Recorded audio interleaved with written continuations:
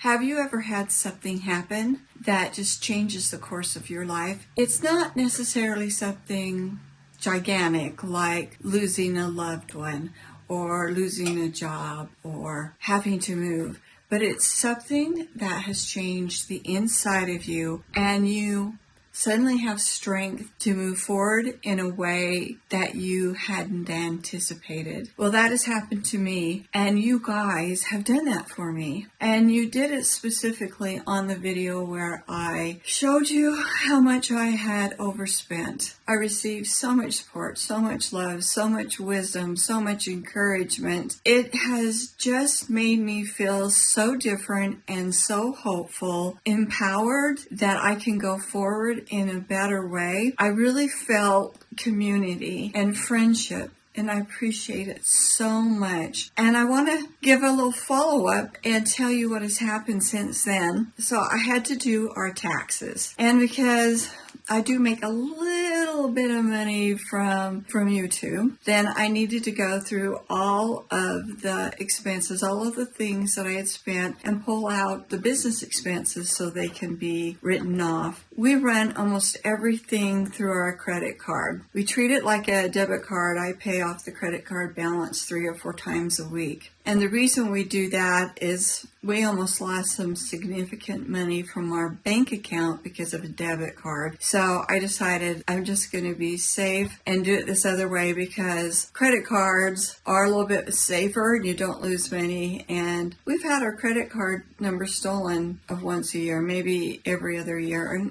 And our credit card company is so good, and so we've never lost any money with that. Because we got out of debt quite a long time ago, but it was so hard to get out of debt, then we decided we're just not going to go in debt again. The only debt we hold is for our home. So in our checking account, we pay like our house payment, our utilities, our car insurance, our donations, things like that. But everything else, I would say the kind of variant things, the gas, the food, the entertainment, the shopping for things like that, pretty much are put on our credit card. And as I said, I pay that off 3 or 4 times a week so that it never piles up. So I needed to get all of the transactions for 2024 so I could go through and pull out the business ones. They now have the ability to download an Excel file, a spreadsheet, and they have them all categorized and everything. So I just had to go through that and change some of the categorizations, and then I was able to sort. So I just had to sort through them, and it was such a wake-up call. Oh my goodness. So I'm going to give you some of the percentage, not the dollar amounts, but the percentages of this money that we really can determine largely what we are using. We have our phone on there, so that's not. And I found out that I was thinking about some things wrong. Like I had it in my mind, I just need to get rid of some of my subscriptions, and that would really help. And then I found out that I have not been spending very much on subscriptions at all. So that was not the problem. When I give you these percentages, think it's more this extra money, not our basic expenses, because those all came out of our checking account, okay? And the reason I'm telling you this information was because coming clean to you guys about this overspending has just lightened my load, freed my heart, and made it as possible. I've never done anything like go to Alcoholics Anonymous and stand up in front of the group, but I am wondering if the experience is the same, just to come clean. It was one thing for my husband to know, but he has overspent in his own way. But just to come clean, and then I don't have the pressure of feeling like I'm hiding things from you. It's just kind of cleaned it out. It's like it's washed it away. And so that's why you've given me the biggest gift, that you supported me and still loved me. Anyway, so here are some of these numbers. I'll start with some that are more reasonable, like our gas was 3% of this kind of spending. The fast food or restaurants was 4%. Our groceries were 17%. Car maintenance, I didn't figure that one out, but it was about 1%. I'm not going to give you all of these because it would be kind of boring. 1% on books. I do read a lot of books. I have the Kindle Unlimited plan, and I'm going to still keep that because I do read so many books, and so many of the books that I've read and I talk to you guys about, and it only costs the same or even less than what it would cost to buy one book. So I'm going to keep up with that, but a lot of that was me buying regular books, and most of those are over here in my bookshelf, and I've read some of them, but I haven't read all of them, and there are some in there that I think might be fun to share with you. So I'm not going to buy any more hard copy books. I'm going to read the ones I have before I buy any more. The dentist and doctor was only 2%, but I think that doesn't include insurance. I don't think that's right because I do pay some of those bills out of the checking account, but these are the ones that went on the credit card initially. Okay.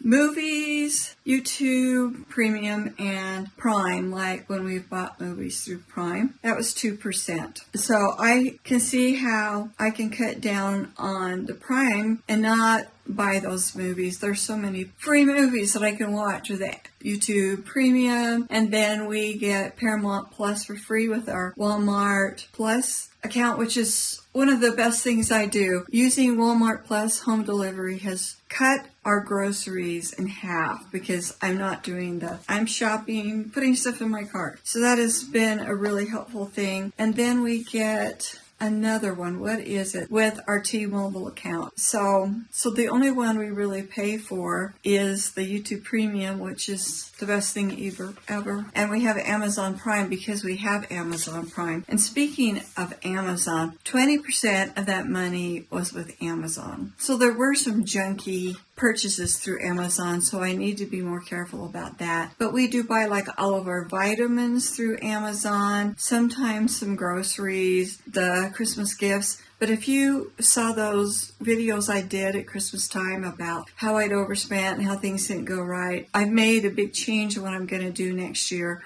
So that amount will go down, but I'm just going to be more careful. But that's where I buy equipment for like YouTube. This year I bought almost nothing. I'd had a time when my tripod fell over and the microphone broke, and so I had to buy a new microphone and I had to buy a new tripod or two because I've stepped on the feet and different things like that, but they're not expensive. But compared to 2023 and 2022, equipment purchases are dramatically down, and my subscriptions for things like background music and different things that I use, I now know what I use, what I like, and so I'm not paying as much for subscriptions and that. So that was really good to see that my expenses for YouTube have really dropped. But now here's the kicker. 5% of the money that went out with my credit card was Temu. Well, I looked at that and I thought, well, I can just knock down our expenses by 5% by just not buying anything on Temu. Just not doing that, not getting in there and scrolling around and buying all that cute stuff because I have enough cute stuff. I have plenty of clothes. I have lots of hobbies, lots of crafts, just lots of everything. I don't need any more, so I don't need to shop at Temu. I have a lot of things around here to enjoy. So I'm just going to concentrate this year on enjoying those things. And some of you really gave me that advice of when you're feeling the urge to shop, find one of your crafts and work on that instead. I think that's really wise. So Amazon got 20%, Temu got 5%, 8% went to home improvements. We needed to buy a refrigerator, but still, even with there, we need to cut that down, but going to Lowe's and Home Depot and those places is my husband's weakness. So he is going to work on that. And then 5% went to household services, bug spray. And then we did spend quite a bit in the fall to get all of our trees and our bushes, trimmed. The most important thing we did was I have some large garden beds that I just couldn't keep up them, and the weeds are out of control. So I had them put down some weed cloth, and they put industrial grade weed cloth down, and they put bark on a lot of it. So now those areas which were really difficult for me to manage will now be easy for me to manage. And that's going to be my theme of the year. Use and enjoy what I have. Now I'm going to go on and enjoy my day. I thought I was going to have to vacuum the floor, but my son did it for me. Yay, because that's a real physical burner. And then my other son always cleans the hall bathroom, and I asked him if he would wash the towels. And he's like, sure. I don't know why I didn't ask him to do that before, so that's one less thing I need to do. John Steinbeck said, "And now that you don't have to be perfect, you can be good." Deborah Day said, "Lighten up on yourself. No one is perfect. Gently accept your humanness." Oscar Wilde said, "To love oneself is the beginning of a lifelong romance." C. Joy Bell said, "The only person who can pull me down is myself, and I'm not going to let myself pull me down anymore." Nathaniel Brandon said, "Of all the judgments we pass in life, none is more important than the judgment we pass on ourselves." Billy Graham said, "Each life is made up of mistakes and learning, waiting and growing, practicing patience, and being persistent." Tyra Banks said, "Self-love has very little to do with how you feel about your outer self. It's about accepting all of yourself."